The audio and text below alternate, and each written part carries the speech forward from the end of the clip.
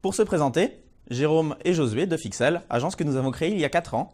Aujourd'hui, notre métier s'axe autour de la communication numérique qui peut comprendre la création de sites internet, la gestion de marques, mais aussi la réputation en ligne que l'on appelle aussi l'e-réputation. L'idée, ce n'est vraiment pas de vous faire la morale, mais au contraire de vous montrer des exemples concrets et réels pour vous présenter les risques d'une mauvaise gestion de son e-réputation, qui est elle bien réelle. Il y a quelques mois, un étudiant qui préparait les concours en grandes écoles est venu nous voir à l'agence. Suite à une affaire qui remonte à quelques années, il voulait s'assurer que les informations le concernant n'étaient plus accessibles en ligne. À peu de choses près, voilà ce qu'il nous a raconté.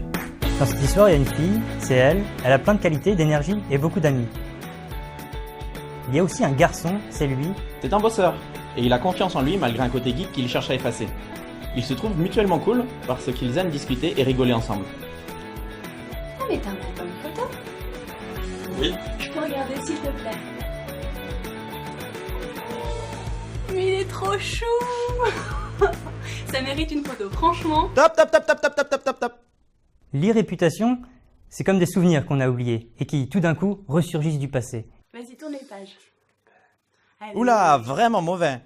La grande force d'Internet, c'est qu'il archive tout, et pour longtemps. Mais en fait, elle est Une photo de l'enfance de votre grand-mère, vous aurez certainement beaucoup de mal à la retrouver. En revanche, la photo prise cette année de votre club de foot, vous êtes sûr que dans 150 ans, vous la retrouverez sur Internet. C'est ce qu'on appelle l'hypermnésie numérique. Le digital se souvient de tout. En opposition à l'amnésie. Qu'est-ce qui s'est passé? Je ne me souviens de rien.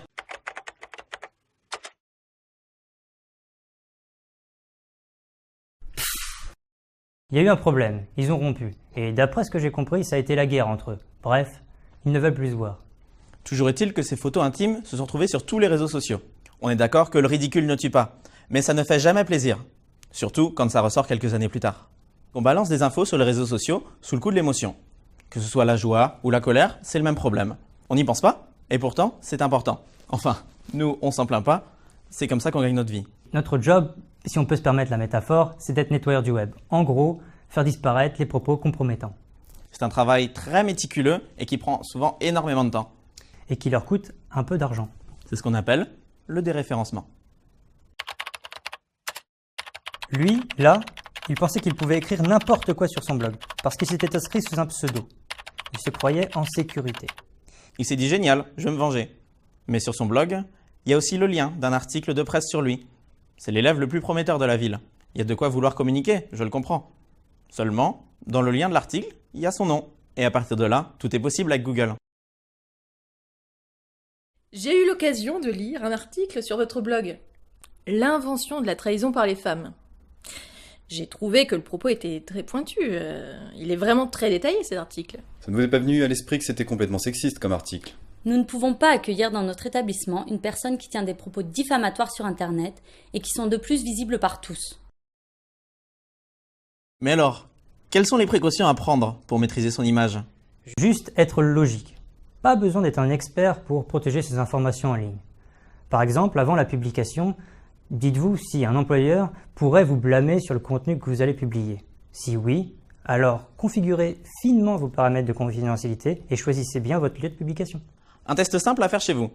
Connectez-vous sur Internet, sur Google, en navigation privée. De la sorte, Google ne prend pas du tout en compte les recherches que vous avez faites auparavant. Et à ce moment-là, tapez entre guillemets votre prénom et votre nom.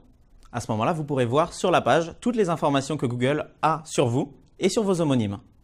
Mais alors, Josué, comment peut-on optimiser son référencement? La meilleure solution, c'est vraiment de ne laisser aucune place aux informations nuisibles. Chez vous, si vous avez une tâche sur un mur, ce que vous faites, c'est de mettre un cadre devant. Pour mettre un cadre, il faut participer. Le cadre, c'est la participation sur Internet, en son nom. Occuper l'espace positivement, c'est le véritable secret du référencement.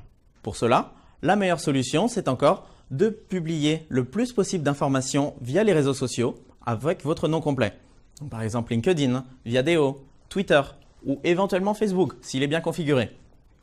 L'idéal serait même d'avoir un blog où vous partagez des informations, quel qu'en soit le sujet. Le sujet a vraiment aucune importance. Ce qu'il faut, c'est en parler intelligemment.